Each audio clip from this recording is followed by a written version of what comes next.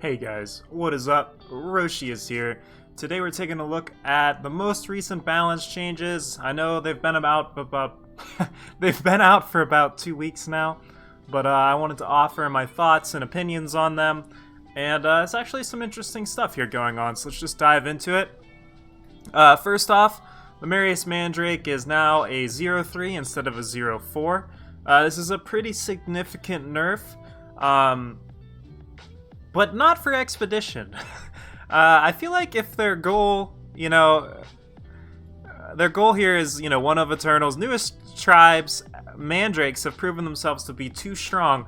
But, in Expedition, the Merriest Mandrake really wasn't the biggest problem, right? Like, in the deck, there's plenty of other Mandrakes that were really popping off. The 4-drop killer one, the 1-drop that discards and has regen, even Venomous Nightshade got knocked down a peg, and this one was definitely one of the more annoying ones, but it really doesn't feel like they changed this one very much at all. The annoying part was, oops, my whole team has Deadly now, and between Venomous Nightshade and the one with Killer, it led to some very frustrating gameplay patterns.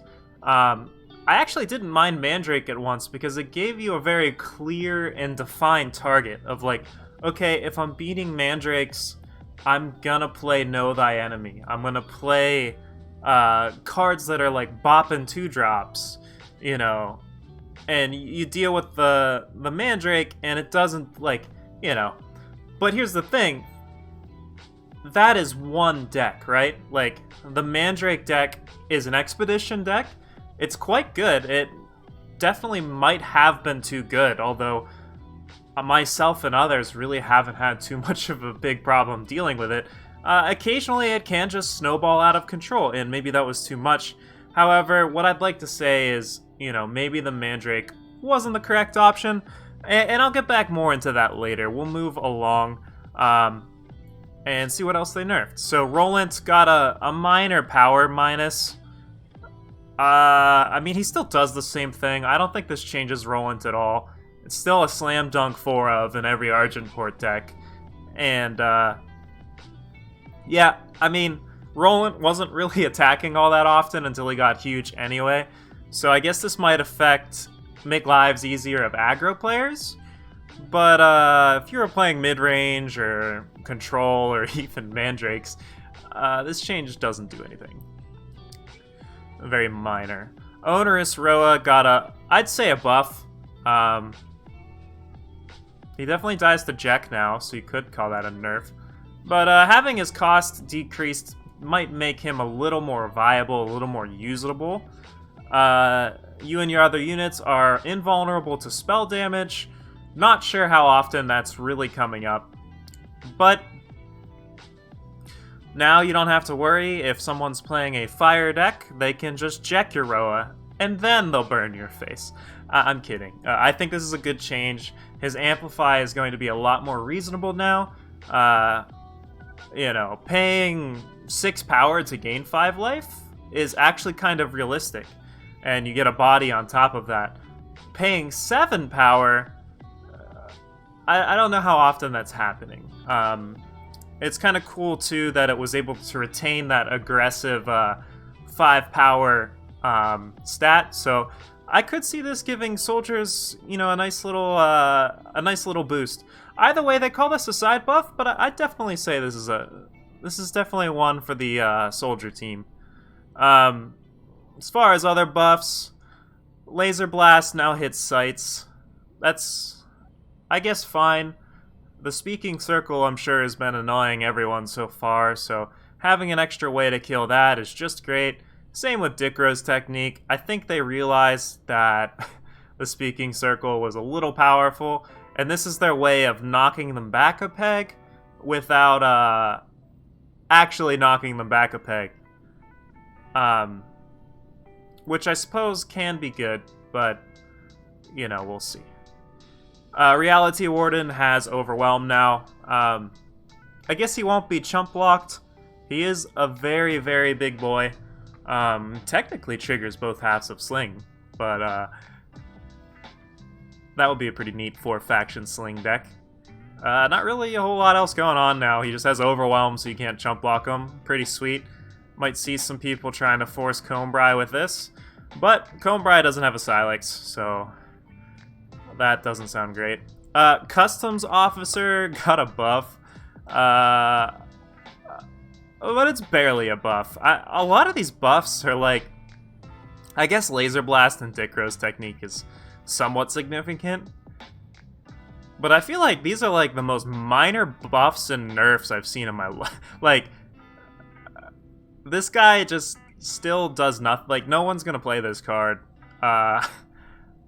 Maybe I'm wrong, but just, you know, a lot of these changes are very negligible except for one, which happens to be my favorite card, so maybe that's why I'm annoyed about it. But other than that, we do have some pretty neat things.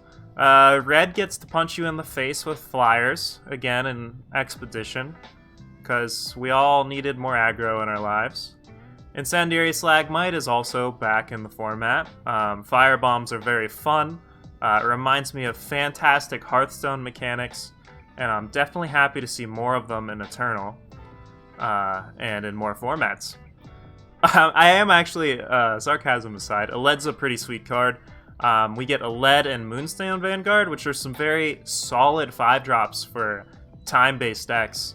So potentially maybe seeing some mono-time good stuff, or maybe Xenon good stuff that tries to, like, just slam fatties and punch face. Curtain Call's still in the format, so that could be a very solid strategy.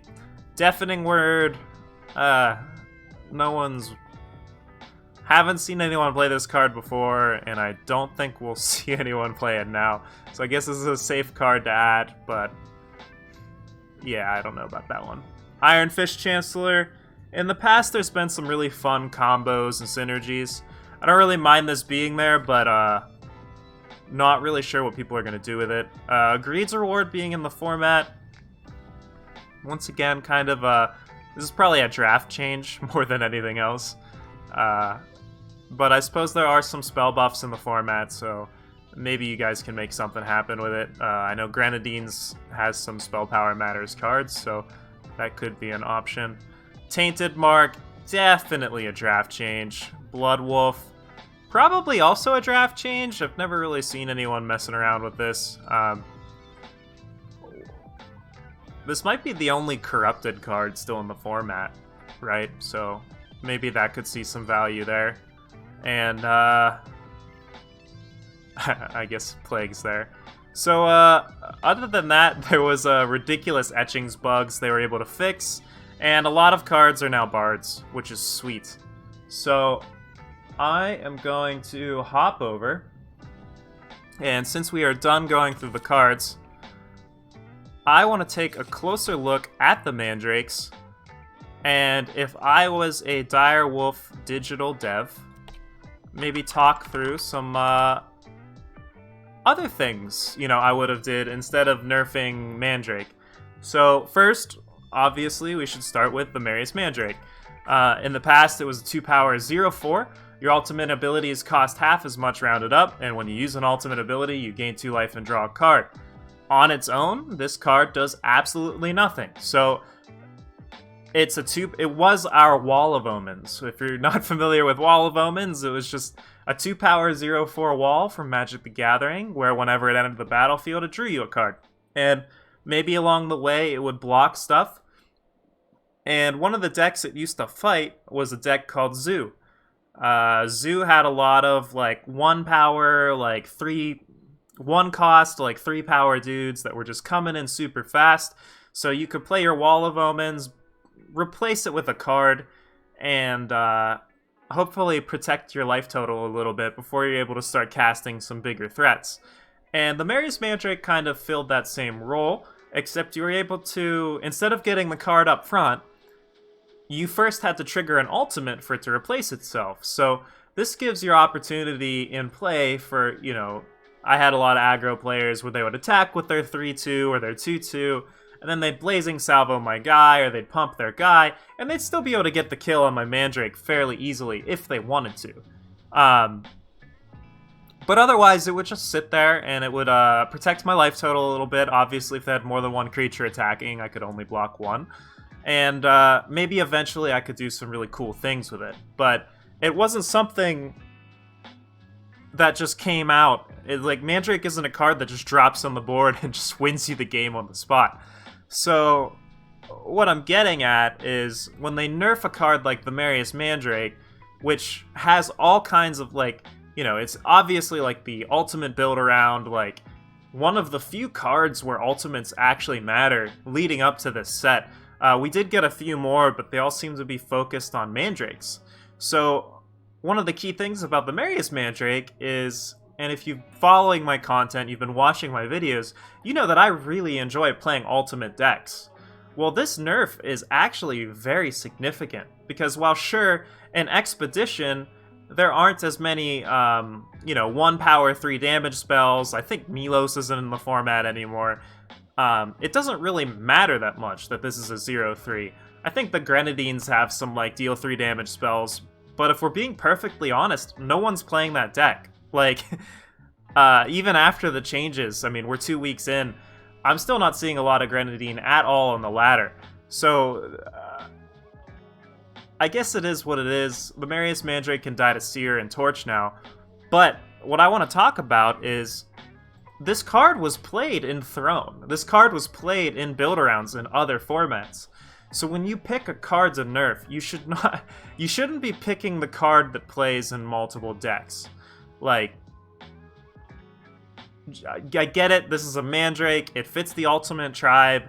I'm sure it was the easiest card to pick because everyone's, like, when you name a deck, you call it a Mandrake deck, and oftentimes the Merriest Mandrake will be the key point of that deck. But I don't think that means that should be the card that gets nerfed. I think we should focus on things where maybe their rate is a little too strong. Maybe even instead of gaining 2 life, maybe crank that down a bit. If you want to, like, if you really want to tick down like Merriest Mandrake attack, maybe just remove the life gain aspect of it, or cut it in half, or whatever. Or we could pick different cards to nerf. Now, I definitely think Venomous Nightshade, I mentioned this earlier, was a step in the right direction. However, I don't think they nerfed the correct part of the card. They made it a 3/2, so yeah, it trades with more things. But the scariest thing about this card is whenever it gives your whole team +1 and deadly. That can be extremely annoying to deal with, and there's so many regen Mandrakes that you often have a lot of bodies just sitting around and ready to just carry this +1 and deadly and give you crazy advantage. And that's not the only one that I think is kind of at, too much of a rate. The other more frustrating one to deal with is Vine Tangler. Now, while on paper it doesn't seem too bad, but this thing is a freaking army in a can. On top of, it has a win con for said army in a can. Being a 2/4, it survives through a lot of... it can tank a lot of things and, just chill there and, like, create a bunch of 3/3s that no one's ever going to get through, and it slogs down the board until eventually they ultimate it, and now they've got a board filled with 4/3s and whatever else you had on the board at the time that just destroy you. So I feel like this was one of the more frustrating cards to play with because it would just absolutely blow open any sort of board stall that's happening. You'd play this guy, you'd ultimate once or twice, fire off his ultimate, and win the game. And that was a very common play pattern that was popping up. Other than that, the other Mandrakes that kind of pop out to me are kind of in shadow. So Darkwater Vine's probably the most obvious one to me. This card is also seeing play in both formats. It's very, very... it sees a lot of play, usually a play set in every single Reanimator deck I've played against in a while. And by my same logic from before, though, maybe that doesn't make this automatically a great target, but if you're trying to, like, knock down the Expedition Mandrake list. This guy's kind of the focal point of the deck. Even if, you know, we're just looking at the Expedition version, this Darkwater Vines, I mean, everyone's playing Vows. The Mandrake deck's playing Vows. This deck will typically be found playing 4 Exploits, so it's very easy to pop off this Darkwater Vines and set up for a big Shoal Dredger or a big Shoal Stirrings. So one change that I would like to see, the ultimate is when any player discards a card, Darkwater Vines gets +1. I would like to either say whenever your opponent discards a card or whenever you discard a card. That's going to slow this card down a bit and maybe not make it as much of an auto-include all the time. I know I've had times where they play this card and I've got Vows in my hand, and I'm like, okay, well, I guess I don't get to have influence, or I'm just going to pop it for them. And it would be cool to maybe see a change like that. Another potential option for this card, make it a 0/1. You know? So that way you have to trigger the ability before it can even trade with anything. And that'll slow its rate down. That'll accomplish the goal of, like, bringing up aggro, because now they're not trading their own Ironians or whatever with your Darkwater Vines until you actually go through the hoops and turn it on. You'll still be able to use the effect exactly the same. It's just, you know, you'll have less stalling going on. And it might slow down Shoal Dredgers or Shoal Stirring shenanigans. So that's the kind of change I would like to see. Potentially, you know, instead of our poor Merriest Mandrake. So I would say Darkwater Vines. Shoal Dredger could be knocked down a peg, but I think if you knock down Darkwater Vines, it kind of also, even with just those minor changes I suggested, makes Shoal Dredger not happening as quickly or as consistently. So that kind of simultaneously knocks Shoal Dredger down a peg, and then that'll help the non-Mandrake decks be able to fight, or at least race, or get to a position where they're on board before this stuff's coming down and popping off. The other most ridiculous one to me, Shoal Stirrings is a 5 cost 2 for 1, oftentimes bringing back Shoal Dredgers or whatever. Like, it'll bring back Shoal Dredger, it'll bring back your, you know, Vine Tanglers. If you're super lucky, it'll bring back, like, I've had decks before that bring back Uxu with it. So there's lots of crazy things you can bring back with Shoal Stirrings and really bog down the board. So I would say that between Shoal Stirrings, Darkwater Vines, Shoal Dredger, and Vine Tangler, and even the Nightshade, I don't think this was nerfed enough, honestly. We've got plenty of candidates that I would nerf before I even thought about nerfing the Merriest Mandrake. And that's because, like I said, the Merriest Mandrake is played in other decks. Like, it was the cool card. I don't... Right now, the only other, like, ultimate synergy we have... Here, I'll go ahead and type ultimate. We've got Lord Ragnar. If any of your units or relics have used their ultimate abilities, you get them again. And other than that, it's Mandrake stuff. So you have to basically, for the most part, I guess this one's kind of, you know, you could play this in a non-Mandrake tribe, but you're probably going to be playing a Mandrake tribe with this just so that you can get better effects out of the second half. And then the other one is... Where is he? I believe this one. Once again, it's more of a Mandrake's Matters. And then, yeah, that's it. There's the guy that when you ultimate, your Mandrakes get buffed. So the Merriest Mandrake and Lord Ragnar are the only true ultimate enablers. So, I don't like that they picked the Merriest, like, and you might be saying, Roshi, why does this matter? Like, Roshi, it's not that big of a deal. And I'll tell you why. It's because Expedition isn't the only format that exists. And in Throne, there's this card called Torch. And then there's these decks called Stone Scar Aggro and Skycrag Aggro and Yetis that just play for Torch, and then they build their deck from there. So before, you'd be able to slam your Mandrake, and they'd have to like attack and then use a spell, or they'd have to use some bigger removal spell, or they just wouldn't have or attack and snowball or something. And now you invest your 2 power in your card that doesn't do anything when it enters the board, and it just gets torched immediately. And then you just lose the game. So that's my complaints about that. This ended up turning into a pretty long video, but I wanted to give my thoughts on the balance changes, put, words into my mouth of how I would have did it better, and kind of give you guys my reasoning.